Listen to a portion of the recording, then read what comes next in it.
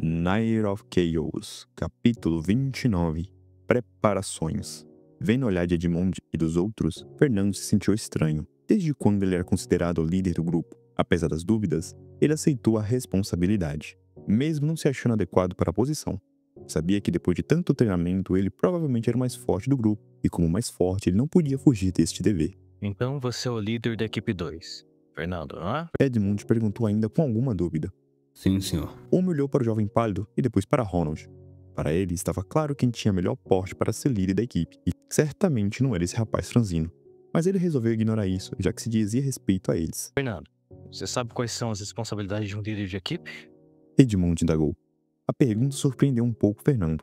Para ser franco, ele não sabia os encargos exatos dessa posição, já que os livros que ele comprou anteriormente não mencionavam tais questões.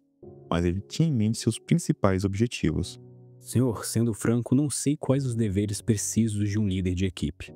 Mas eu sei que meu primeiro objetivo é garantir a segurança dos meus colegas e, claro, a minha própria. Em segundo lugar, seria completar as missões que nos foram atribuídas. Fernando disse com um rosto inexpressivo. Edmund franziu ligeiramente a testa. Então você acha que seus objetivos como líder de equipe são esses e nessa ordem? Edmund o questionou, enfatizando a última palavra. Fernando percebeu o leve descontentamento do soldado. E ele sabia perfeitamente a razão por trás disso. Querendo ou não, eles estavam sendo treinados para entrar em um exército. Um soldado que priorizava outras coisas acima de sua missão, mesmo que sejam seus colegas ou sua própria vida, era considerado um fracasso e jamais alcançaria uma posição de destaque independente da legião que ele esteja. Mesmo sabendo disso, Fernando não mudou a resposta e assentiu. Exatamente nessa ordem. Não se intimidou e disse firmemente. A resposta resoluta do jovem pálido surpreendeu Edmundo. Bem, pelo menos ele não se intimida facilmente. Se o garoto fosse um covarde, eu poderia muito bem já ir cavando a cova desses quatro, já que grupos liderados por covardes são os primeiros a morrer. Apesar de não gostar exatamente da resposta do rapaz, ele não insistiu mais no assunto. Bem, que seja, garoto. Vocês podem ir comprando o que precisarem, me encontrar na entrada do acampamento em 30 minutos. Depois iremos para o portal. Fernando e os outros já haviam se abastecido com poções e outros itens que compraram na loja de magia e alquimia Morgana, além de algumas poções que o jovem pálido ganhou de Galha. Então só precisavam comprar algumas mudas de roupas, alimentos e água, já que não sabiam quanto tempo teriam que passar fora da cidade, então foram dar uma volta em busca desses itens. Depois de comprar os mantimentos e armazenar suas pulseiras de armazenamento, o grupo se reuniu no local indicado por Edmund. Senhor Edmund, estamos prontos. Fernando disse calmamente. Edmund observou o grupo. Fernando ainda mantinha o rosto calmo e inexpressivo. Ronald com uma postura confiante, Emily com seu jeito dócil, mas arrogante, e Carol com um sorriso simpático. Ele achou que essa equipe era um tanto quanto peculiar. Sinceramente, os soldados achavam que eles não tinham muitas chances de sobrevivência neste mundo, mas ele resolveu ignorar. Muito bem. Vamos nos reunir com as equipes no Portão Norte. Mais ou menos às 8h20, o grupo chegou ao Portão Norte. Fernando não conhecia bem a área, pois explorou vagamente a cidade com seus colegas, e como dedicou a maior parte do seu tempo ao treinamento, havia muitas áreas que ele não chegou a ver.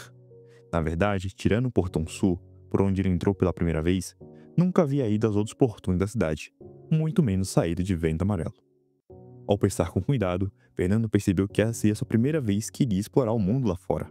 Ao contrário dos outros recrutas, sabia que havia criaturas e perigos por toda a parte neste mundo. Ao chegar nesta linha de raciocínio, se sentiu um pouco ansioso.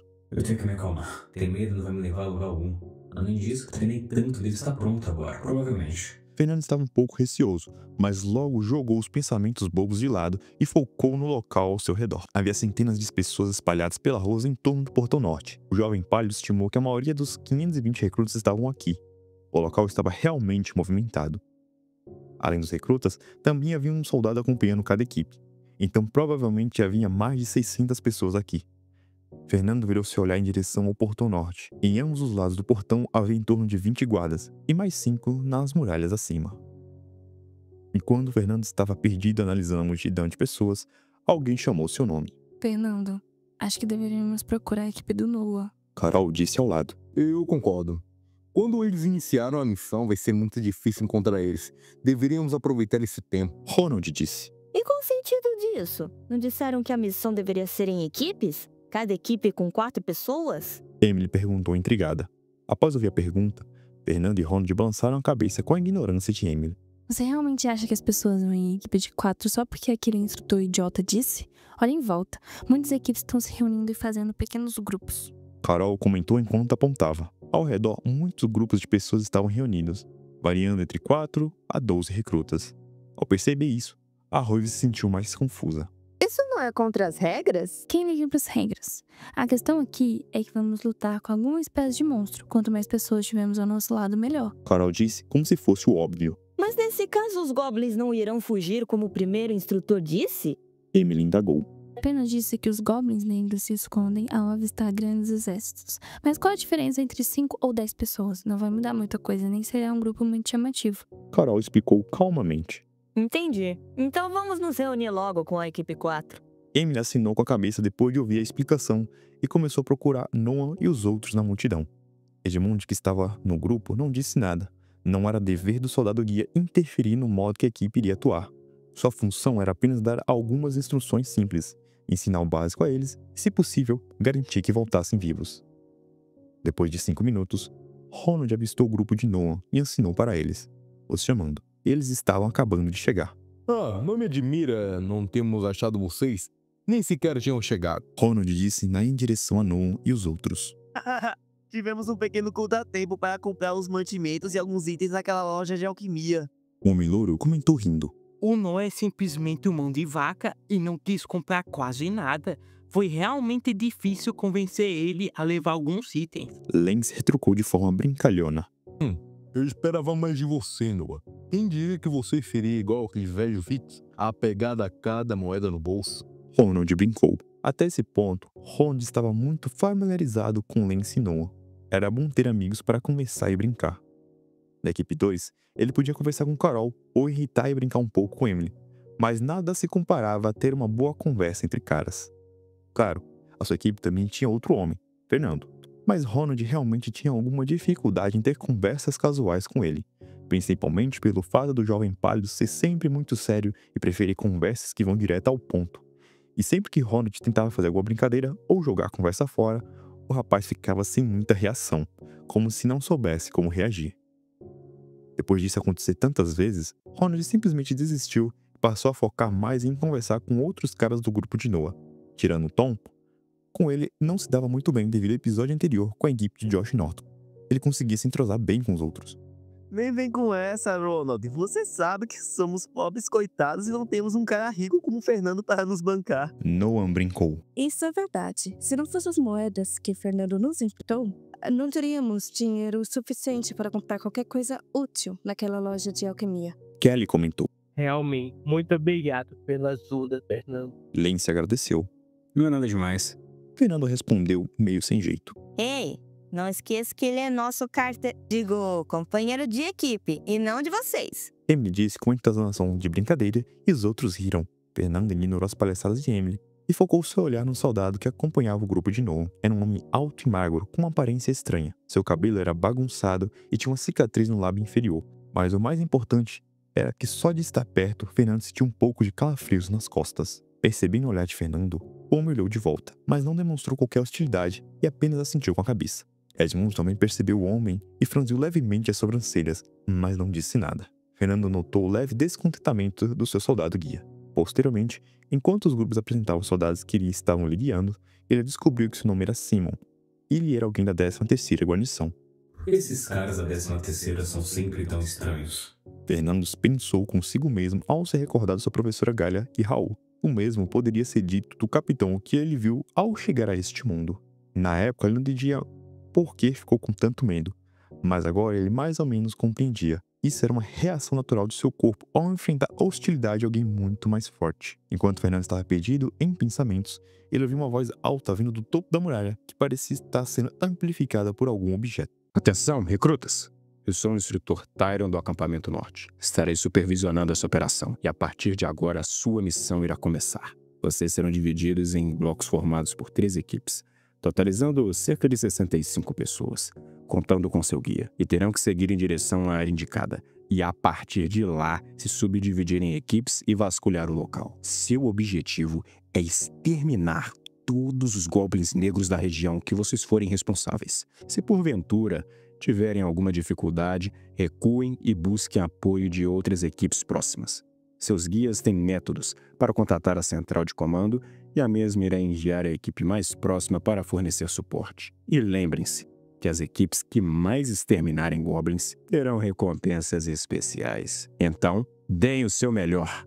O instrutor disse. Aparentemente ele usava algum aparelho mágico que permitia que sua voz fosse amplificada como um alto-falante. Então toda a multidão podia ouvi-lo nitidamente. Depois das instruções, os recrutas foram liderados pelos guias de forma ordenada pelo Portão Norte de acordo com os números de sua equipe. O grupo de Fernando consistia das pessoas da equipe 1 a 13. Então se alinharam de acordo com as instruções e marcharam para fora da cidade. Querendo ou não, eles haviam aprendido o básico sobre disciplina militar, então a marcha ordenada não era um problema para os recrutas. Ao sair do bloco, Fernando dirigiu-se para a direita da muralha, então pararam e ficaram perfeitamente alinhados. Realmente parecia um exército militar. Após sair, cogita eles que deveriam aguardar os outros blocos saírem da cidade antes de partir. Tô achando que esses instrutores não vão facilitar nossas vidas. Lance disse com algum descontentamento. Como assim? Emily perguntou curiosa. Você não percebeu, Emily? Eles estão separando as equipes em blocos e os mandando para determinadas regiões. Então quem fez parcerias com as outras equipes de outros blocos basicamente fez um esforço à toa. Noah disse ao lado. Felizmente, nossas equipes têm um número próximo, então podemos permanecer juntas. Carol complementou, dando um suspiro de alívio. Vai ficando muito contente. Olha quem tá ali no próximo bloco. Ronald disse, apontando com o queixo em uma certa direção enquanto estava de braços cruzados. Todos olharam para frente. 2 fileiras à frente estava a equipe 1. O homem negro, Marcos, o caucasiano Cal, o loiro Dennis e, é claro, o próprio Josh North. Na verdade, a maioria do grupo já havia notado a presença deles, mas como sempre faziam nos treinamentos, eles deliberadamente ignoraram. E daí que eles estão aqui? Basta ignorá-los. Emily disse, fazendo um beicinho com raiva. Você esqueceu do nosso barriche contra o Marcos e o Cal? A gente está indo por uma área de caça. Se vierem arrumar problema, vai ser uma merda. Ronald disse meio receoso. Ainda se lembrava do grandalhão Marcos nocauteando Lance com apenas um chute. Que venham aqueles malditos. Se eu puder me vingar, vou me vingar daqueles merdas. Lance disse irritado enquanto lançava um olhar furioso para o homem negro chamado Marcos. Mas temos os guias conosco. Eles não vão permitir que esses caras causem problemas pra gente de novo. Certo, senhor Edmund? Emily disse olhando para o homem que estava parado apenas observando a situação. Nosso dever é garantir sua segurança. Logo, conflitos entre equipes deverão ser evitados. Se necessário, iremos intervir. Edmund disse de forma séria. Ouvindo a afirmação, o grupo se sentiu mais relaxado, principalmente Tom, da equipe de Noah. Ele que outra hora se acovardou no episódio anterior, certamente não iria querer se envolver com aqueles brutamontes novamente. Além disso, se viesse causar problema, seria diferente da última vez. E estamos muito mais preparados do que antes, certo, Fernando? Ronald disse enquanto estufava o peito. Ao contrário das expectativas de Ronald, Fernando se manteve em silêncio olhando fixamente para o grupo de Josh North e só após alguns segundos falou. Não subestime eles. Da mesma forma que estamos ficando mais fortes, eles também estão. Principalmente aquele cara.